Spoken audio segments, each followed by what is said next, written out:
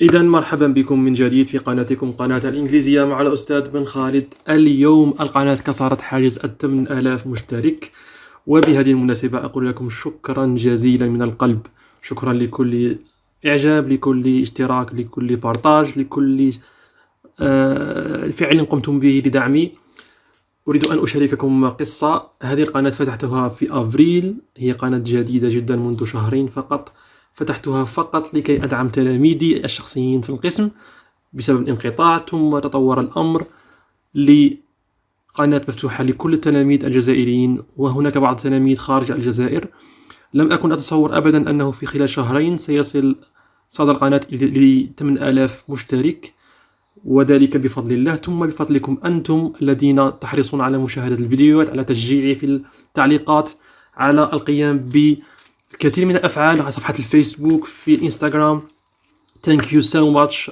Je vous remercie infiniment. Gracias. على كل ما تقومون به، فشكرا جزيلا مرة أخرى. قبل أن أبدأ أريد أن أشارك معكم بعض الاستفسارات، لأني أتابع تقريبا كل التعليقات لكي أعرف ماذا تريدون وما لا تريدون. بعض التلاميذ اشتكوا من طول المدة في الفيديو. أقول لكم بصراحة، اللغة الإنجليزية ليست رياضيات، ليست تاريخ وجغرافيا. اللغة الإنجليزية تحتاج وقت، لأنها فيها الفوكابولار الكلمات، وفيها الجرامر القواعد. بدون إحداهما لن تستطيع الطيران. هما صار لهم كما جناحين طائر. هل يمكن الطائر أن يطير بجناح واحد؟ لا. إذا لم يكن لديك رصيد لغوي من الكلمات وقواعد لتضعها بشكل صحيح، لن تستطيع أن تسيطر على اللغة الإنجليزية.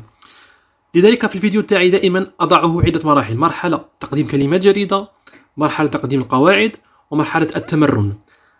بغياب إحدى هذه المراحل لا يمكنك أن يكون لديك درس مفيد. يجب عليك أن تأخذ كلمات جديدة ثم تتمرن على القواعد ثم تطبقها في تمرين لكي ترسخ في عقلك. إذا لم تطبق الشيء في نفس الوقت الذي تتعلمه سيذهب سدى. السؤال الثاني هو طول الفيديو، طول المدة بين فيديو وآخر.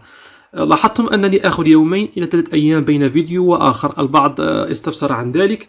أولا، أنا لا أستعمل ورقة وقلم لتقديم الدروس، أنا أستعمل برنامج كمبيوتر يقدم الدروس بشكل رائع وبأنيميشن ورسومات وتحركات للكلمات لكي أجعلها مثيرة للإعجاب، سهلة، جذابة لكم. وذلك الفيديو، ذلك البرنامج يتطلب وقت وتعب وتعديل وتحضير وتسجيل. لذلك أخذ من يوم إلى يومين، لكن النتيجة أظن أنها تنال إعجابكم. بالنسبة لبعض التلاميذ الآخرين من المستوى الأولى الثانية الثالثة متوسط، طلبوا مني أن أقدم دروس. القناة جديدة بدأتها في أفريل، لذلك ليس هناك دروس للسنة الأولى والثانية والثالثة. الآن أنا أركز مع السنة الرابعة متوسط، لأن لديهم برنامج شهادة البيام. إن شاء الله وبإذن الله وبحوله وقوته ابتداء من سبتمبر إن شاء الله سأضع دروس لكل المستويات الأولى والثانية والثالثة والرابعة، فتابعونا واشتركوا. إذا أشكركم مرة أخرى على كل الدعم الذي تقدمونه، وأطلب منكم فضلا وليس أمرا أن تشتركوا وترسلوا القناة لأصدقائكم، لزملائكم، لمحيطكم ليشترك أيضا، لتشجعوني على تقديم المزيد بإذن الله. إذن اليوم لا تنسوا الإعجاب قبل ذلك والاشتراك وتفعيل التنبيه، هذا مهم جدا. فعل التنبيه لكل التنبيهات توت كي تصلك الفيديوهات أول بأول. إذن today we will revise a grammar lesson. اليوم سوف نراجع درس قواعد chronological markers الذي يمكن أن يطرح في عام 2020. دائما لازلنا في sequence 1 me universal landmarks and outstanding figures in history, literature and art. أنا والأماكن المشهورة والشخصيات الرائعة في التاريخ والأدب والفن. في هذا المقطع سنتحدث عن 3 محاور أساسية، وهي الشخصيات المشهورة، الأماكن المشهورة، والرحلات والسفر والسياحة بصفة عامة. Before we start, you should review previous session. يجب عليك أن لا تفوت الحصص السابقة، وهي الحصة الأولى، الحصة الثانية، الثالثة والرابعة والخامسة. ستجدها كلها في قائمة بلاي ليست في أعلى القناة. بلاي ليست، ادخل على بلاي ليست في أعلى القناة، ثم ستجدها في سلسلة المراجعة الشاملة والكاملة للسنة الرابعة. ستجد كل السلسلة مرتبة من أول درس إلى آخر درس، فاطلع عليها وأؤكد لك أنك لن تندم.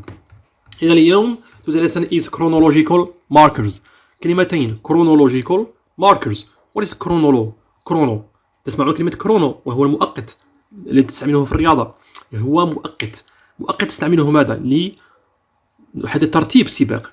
chronological أو وقت السباق. markers هو محدد، يعني هي محددات الترتيب أو محددات الوقت، أو نسميها أيضا discourse markers، أو le discours هو الحديث أو محددات الحديث أو مرتبات الحديث. le discourse markers. إذن هي كلمات نستعملها لترتيب الأحداث أو الأفكار في سلسلة زمنية مرتبة. إذن هي كلمات نستعملها لماذا؟ لنرتب أحداث أو أفكار. Let's see. When do we use them? When متى؟ When do we use them? use هي نستعمل. When do we use the chronological markers? In two things. Generally in two things. بصفة عامة في شيئين. One, to order ideas. ideas هي الأفكار. les idées en français. les idées. to order ideas. نرتب الأفكار. Example. Giving arguments. تقديم حجج وبراهين. لما تقدم نص حجاجي argumentative text راح تقدم براهين، مجموعة حجج يجب عليك أن ترتبها. كما في فرنسي نقولوا d'abord, après, puis. نفس الشيء in English we have chronological markers نستعملها لترتيب الأفكار في النص الحجاجي. Number 2 اللي هو موضوع sequence 1 to order events لترتيب أحداث. events هي الأحداث en français les événements. to order events. Example. giving a recipe تقديم وصفة تحضير طعام. هذه المفروض تدرسوها في sequence 3 بما أن كاين كورونا، إذا لم تدرسوها. تقديم وصفة تحضير طعام giving a recipe.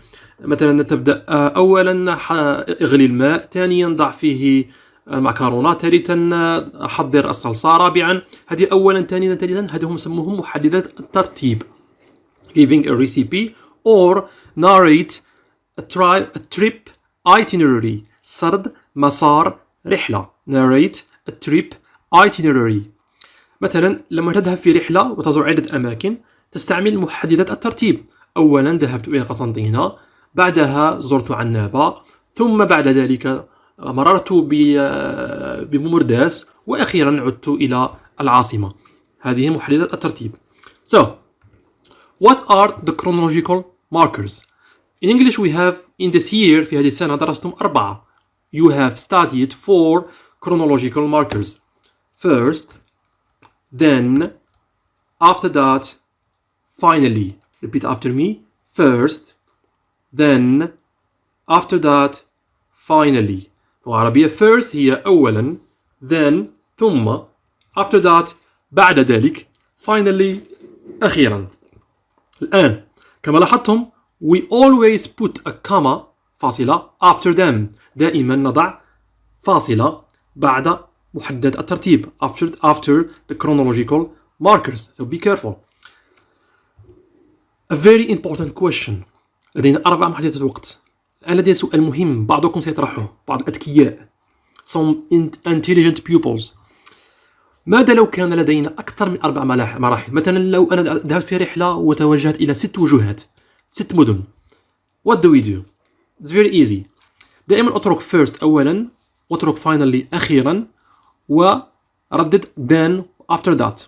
مثلا first I went to Constantine, then I visited عنابة, after that I went to Oran, then I stopped for a night in Adrar, after that I traveled to Tipaza, finally I returned to Algiers. إذن لما يكون لديك أكثر من 4 مراحل احتفظ بفيرست في الأول وفاينلي في الأخير وردد then و after that. Are you okay? Good. So, activity 1. Fill in the gaps with the correct word. I give you a text I give you a text and we are going to explain. My trip. What is trip? Trip synonym of voyage or travel. هي رحلة أو سفر. My trip to France was wonderful. Wonderful synonym of amazing. رائع. Gap. I sailed. Sailed هي يبحر. The verb sail يبحر. I sailed from Oran to Marseille on a cruise ship. What is a ship? Synonym of ship is boat. Ship. Boat هو قارب أو سفينة. I visited Paris and its well-known Eiffel Tower. Well-known is an adjective. Synonym is famous. مشهور. I visited Paris and its well-known Eiffel Tower. And the gap. I spent 2 nights. What is night? A night is synonym of evening. هو الليلة. Good morning, good afternoon, good night, or good evening. I enjoyed. What is enjoy? يستمتع. The verb enjoy. I enjoyed my time. I enjoyed its amazing beaches. Amazing synonym of wonderful. Beaches. Beach. It means شاطئ. And the gap. I returned. En français, retourner. Le verbe retourner. I returned to Algiers. So pause the video, do the activities, and we are going to correct. So now we are going to correct. My trip to France was wonderful. التكست it speaks about what? عن ماذا يتحدث النص؟ يتحدث عن trip رحلة voyage travel. In this voyage هل هو زار مكان واحد أو عدة أماكن؟ هو زار عدة أماكن. زار باريس، مارسيل، نيس، ثم عاد إلى Algiers. So we have steps. لدينا مراحل. إذا ماذا نستعمل؟ نستعمل chronological markers. والذي يؤكد ذلك هنا لدينا فواصل. فاصلة كما كما كما. So the first one, my trip to France was wonderful. What do we put here? We put first. Very good. First I sailed from Oran to Marseille on a cruise ship. بعدها then ثم I visited Paris and its well-known Eiffel Tower. Full stop. After that, I spent 2 nights in Nice. I enjoyed its amazing beaches. أخيرا, finally, I returned to Algiers. إذن هذه هي chronological marker. الآن كيف يمكن أن يأتي هذا التمرين في البي ام؟ يمكن أن يأتي كتمرين إملاء الفراغات. يعطيك short paragraph ويضع فيه كلمات فارغة يمكنك أن تضعها على حسب المعنى. وحذاري دائما انظر إلى الكاما. ثانيا يمكن أن لا يأتي كشكل تمرين. يمكن أن يأتي في الوضعية. أي وضعية تطلب منك سرد رحلة، سرد حجج، أو ترتيب أفكار يجب أن تستعمل فيها chronological marker. نحن كمصححون في البي ام نولي أهمية كبيرة باستعمال هذه المحددات. إذا رأيتك كتلميذ تستعملها تأكد أني سوف أعطيك نقاط إضافية. إذن هذا كل شيء اليوم. سنواصل إن شاء الله السلسلة الكاملة والشاملة في المراجعة للغة الإنجليزية. فتابعونا ولا تنسوا الإعجاب والاشتراك وتفعيل الجرس ليصلكم جديد الدروس. وشاركوا القناة مع أصدقائكم فضلا وليس أمرا. والسلام عليكم ورحمة الله تعالى وبركاته.